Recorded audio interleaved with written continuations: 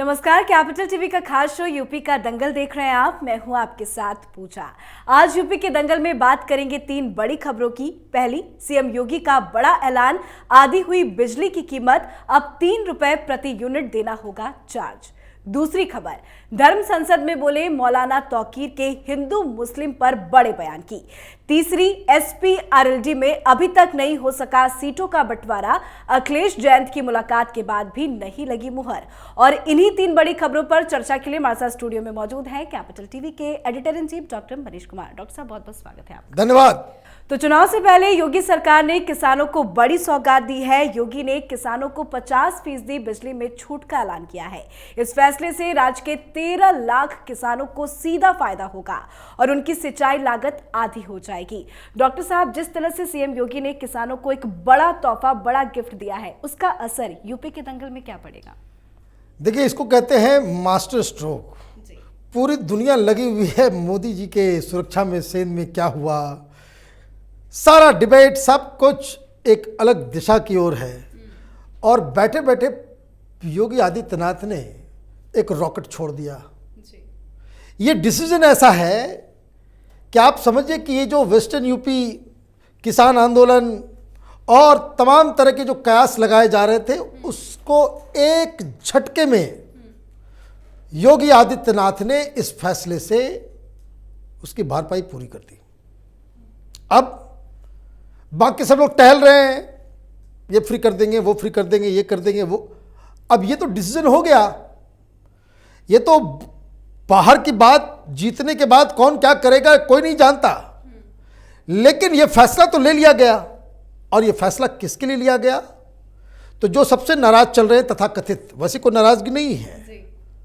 हमारे reporters western UP के अलग अलग जगहों पे जा रहे हैं, गांव में जा रहे हैं। लोग किसान आंदोलन के लीडर टिकैत को पता नहीं किस किस विशेषणों से उनको अलंकृत कर रहे हैं, वो बात तो अलग है। वो हमारे वीडियोस आप पब्लिक ओपिनियन का आप देखेंगे तो आपको समझ में आ जाएगा कि भाई लोगों का मूड क्या है। लेकिन फिर भी इस तरह की राहत जब आप पूरी तरीके से आप देते हैं तो इसका इम्पैक्ट चुनाव पे जरूर पड़ता है। किस हिसाब से, कितना ज्यादा आप देखिए कि ये सरकार गरीबों के लिए क्या क्या कर चुकी। अभी 1 तारीख को 2000 रुपये ट्रांसफर हो गए। खाना फ्री में मिल ही रहा है। राशन इतना ज़्यादा मिल रहा है, गांव के लोग कह रहे हैं कि पहले तो हमें खाने के लिए अनाज नहीं होता था, अभी अनाज इतना ज़्यादा आ जाता है कि हमें बेचना पड़ता है। कोई दलाली नहीं, कोई बीच में स्कैम नहीं, कहीं जाकर के दरवाजे पे किसी के जो कह सकते हैं ना कि सिर झुका करके विनती करने की ज़रूरत नहीं पड़ती, अपने आप आ रहा है। अब इसके बाद ये बिजली किसानों के लिए खास करके, और इसमें कोई करामती नहीं है। जैसे मैं ये इसलिए कह रहा हूँ कि करामती, एक नटवर लाल है दिल्ली में, केजरीवाल फ्री बिजली दे दिया हो भाई, फ्री बिजली। क्या है फ्री बिजली? तो 200 यूनिट, 200 यूनिट तक बिजली नहीं आती है। तो 200 यूनिट जारे में अगर कोई आदमी हल्का सा गीज़र भी चला लेगा तो 200 यूनिट आ जाएगा। घर में हीटर चलाएगा तो आ जाएगा, आप एसी चलाओगे तो आ जाएगा, फ्रिज रखोगे तो आ जाएगा। लेकिन ये फ्री 200 यूनिट उन्हीं के लिए है जिसके घर में बल्ब है, एक पंखा है, राइट। लेकिन अगर आपका बिल 201 यूनिट आता है तो ये 200 रुपये फ्री नहीं है, फिर आपको पैसे 201 यूनिट के ही लगेंगे और ज़्यादा कीमत पे। आपने क्या किया? आपने इस तरीके से चालबाजी नहीं की। आपने ये किया कि आपका जितना भी बिल आ रहा है आपने यूनिट को ही कम कर दिया। अब 3 रुपये के दर से आपको देना होगा।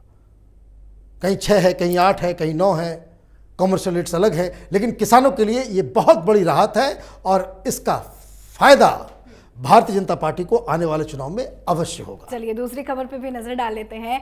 बरेली में मौलाना तौकीर रजा ने मुस्लिम धर्म संसद बुलाई थी। इस मौके पर मौलाना तौकीर रजा ने जमकर देशभक्ति की बातें की हैं। मौलाना तौकीर रजा ने हिंदू भाइयों से सवाल करते हुए कहा कि आप बताएं कि हमारी लड़ाई कब थी। उन्होंने श्री राम और श्री कृष्ण काल की बात करते हुए कहा कि राम का युद्ध हुआ रावण से, श्री कृष्ण का युद्ध हुआ कंस से, तब मुसलमान कहां थे और अब हमारी लड़ाई क्या है। मौलाना साहब के इस बयान को किस तरह से समझा जाए? देखिए, पहली बात ये बरेलवी जो सेक्ट है जी। उसके ये हेड है, बहुत बड़े मौलाना है जी। लेकिन मीडिया में इसकी चर्चा नहीं हो रही। उनके बयान पे तो मैं बाद में आऊंगा, लेकिन इस मौलाना के पॉलिटिकल कनेक्शन के बारे में बताना जरूरी है। ये मौलाना कोई धर्म गुरु नहीं है, he is a hardcore politician. ये फतवा देने वाला मौलाना है। चुनाव से पहले कभी कांग्रेस पार्टी के फेवर में ऐलान करता है कि सारे बरेलवी जो हैं वो कांग्रेस पार्टी को वोट दें, कभी ये कहता है कि समाजवादी को वोट दें। हर चुनाव में अलग अलग जगह पे, एक बार इसने बहुजन समाज पार्टी के समर्थन में भी ऐलान किया था और पिछली बार यह आम आदमी पार्टी के समर्थन में ऐलान किया था। अब धर्म संसद एक हरिद्वार, एक छत्तीसगढ़, कितना बवाल मचा। अब आप कोरोना के बीच में बरेली में इतनी बड़ी जनसभा कर लेते हो और वहां पे आप इस तरह का सवाल उठाते हो कि भाई हिंदू मुसलमान का झगड़ा कहां है। आप हिंदू धर्म को नीचा दिखाने के लिए आप ये कहते हो कि भाई तुम तो आपस में ही लड़ते रहते हो। सही कहा, अभी भी लड़ रहे हैं कि भाई राम तो रावण से लड़े, कृष्ण कंस से लड़े, हमारी लड़ाई कहां कब हुई ये तो बताओ। तो इनके इतिहास की मेमोरी को भी थोड़ा सा दुरुस्त करना जरूरी है। भाई हमारी लड़ाई गौरी से है, आपका क्या लगता है? हमारी लड़ाई बाबर से हुई, आपका क्या लगता है? हमारी लड़ाई अकबर से हुई, हमारी लड़ाई औरंगजेब से हुई। औरंगजेब से लड़ाई हुई शिवाजी की, अकबर की लड़ाई महाराणा प्रताप से। तो ये लड़ाई तो 1000 साल से चल रही है। इस लड़ाई को खत्म करें, इसके लिए आपने अब तक क्या किया है वो तो बताओ। आप ये कह के कि हिंदुस्तान में गंगा जमनी तहजीब है और सारा ठेका इस तहजीब को बचाने का हिंदुओं के माथे के ऊपर रख दोगे, ये कैसे चलेगा भाई? तो चुनावी मौसम है, मैं बार बार कहता हूं मुसलमानों को इस तरह के मौलाना कम पॉलिटिशियन से बच के रहना चाहिए। ये आपके वोट के नाम पे अपनी जेबें गर्म करते हैं। फ्राइडे नमाज के बाद कहां क्या करना है इन लोगों का पूरा तय रहता है और ऐसे ही ऐसे मौलानाओं के चक्कर में आज ये जो ओवैसी घूम घूम के कहते हैं कि अखिलेश यादव तुम हमारे खैरात पे मुख्यमंत्री बनते हो, तो भाई वो गलत नहीं कहते।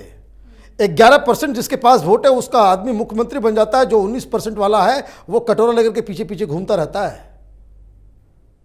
हर पॉलिटिकल पार्टी में जो है आप तथा कथित सेकुलर पार्टी के पीछे पीछे पीछे पीछे आप घूमते रहते हो। वो किसने घूमते हो? वो इसलिए घूमते हो कि आपके वोटों का सौदा इसी तरह के मौलाना करते हैं।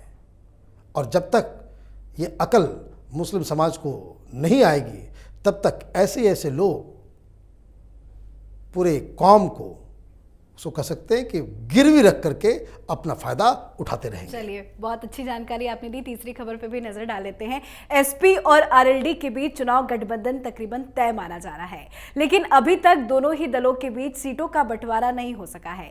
अखिलेश यादव और जयंत चौधरी के बीच मुलाकात एक बार फिर हुई, लेकिन सीटों के बंटवारे पर कोई सहमति नहीं बनी है।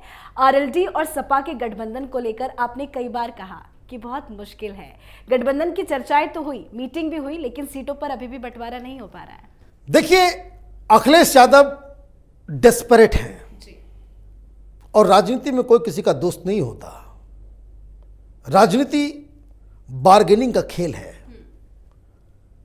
ये अच्छी तरीके से जानते हैं कि अगर जाटों का वोट अगर नहीं मिलेगा और वेस्टर्न यूपी में अगर अखिलेश यादव चुनाव ढंग से नहीं जीत पाते हैं, यहां से अगर उनको सीटें नहीं आती हैं, समाजवादी पार्टी 70-80 सीट पे जाकर के लटक जाएगी। और जब ये बात जयंत को मालूम है तो वो तो बार्गेनिंग करेंगे ही। तो मैं शुरू से कह रहा हूं कि इनकी शुरुआत हुई बार्गेनिंग की 50 से कि 50 सीटें हमें चाहिए वेस्टर्न यूपी में, अदरवाइज चीजें मुश्किल हो जाएंगी। आप अलग अलग इशारा करते हो, आप भारतीय जनता पार्टी से भी बातचीत कर रहे हो, ये बात और है, उसे प्रचारित नहीं करते। अंदर खाने बातचीत भी चल रही है बीजेपी से, और दूसरी तरफ आप हर बार बातचीत तो करते हो, कुछ फाइनलाइज नहीं होता। और मैं फिर भी अभी भी मैं कह रहा हूं कि ये अजीत चौधरी के बेटे हैं, चौधरी अजीत सिंह के बेटे हैं, बार्गेनिंग में मास्टर हैं। ये ऐसे नहीं छोड़ने वाले, और ये कब पलट जाएं, चुनाव के बाद ये समाजवादी पार्टी के साथ रहें ना रहें, इसकी भी कोई गारंटी नहीं ले सकता। आरएलडी का इतिहास आप पढ़ेंगे, आपको समझ में आ जाएगा। चौधरी अजीत सिंह हर सरकार में ही मंत्री रहा करते थे। तो ये राजनीति का खेल है, लेकिन खेल ऐसा ही है तो क्या किया जाए। फुटबॉल में जो जैसे खेलते हैं हम लोग, तो कोई गिरेगा, कोई ये होगा, आप डोज दोगे, वो सारी चीजें तो वैसे ही होगी। अभी अखिलेश यादव के लिए बहुत सारी मुश्किलें खड़ी हो गई है। क्यों? क्योंकि सारी पार्टियां अब ये सोचने लग गई है, ये जो कैश मिला है, ये जो धन कुबेर पकड़े जा रहे हैं, उससे अखिलेश की जो साख है उस पर बहुत बड़ा बट्टा लगा है। तो कोई किसी के साथ गठबंधन में क्यों जाएगा जब वो इस बात के लिए अश्योर होगा कि हमारे ज्यादा से ज्यादा एमएलए जीतेंगे। जब उनको लगेगा कि भाई इस आदमी के साथ जाने के बाद हमारा तो कुछ नहीं होगा। अब जैसे प्रियंका वाड्रा भी गई थी जयंत से मिलने के लिए, बातचीत नहीं हुई, वो इसलिए नहीं हो पाई, जयंत जानते हैं कांग्रेस की पार्टी के साथ हाथ मिलाने का मतलब है सारी सीटें हार जाना। अब उनको अगर ये लगेगा कि भाई भारतीय जनता पार्टी के साथ अगर लड़ करके अगर हम 25 भी जीत जाते हैं तो वो हमारे लिए ज़्यादा बेहतर है, कुछ लोग मंत्री भी बन जाएंगे, हमको भी केंद्र में कुछ मंत्री का जगह मिल जाएगा, वो बार्गेनिंग बेहतर है इस हिसाब से कि आप समाजवादी पार्टी के साथ जाएं भी और आप हार भी जाएं। तो ये पूरी की पूरी ये बार्गेनिंग का खेल है। ये फाइनल मैं हर चैनल वाले ने दिखाया, हर एनालिस्ट और हर जगह लोगों ने कह दिया कि फाइनल हो गया, फाइनल हो गया।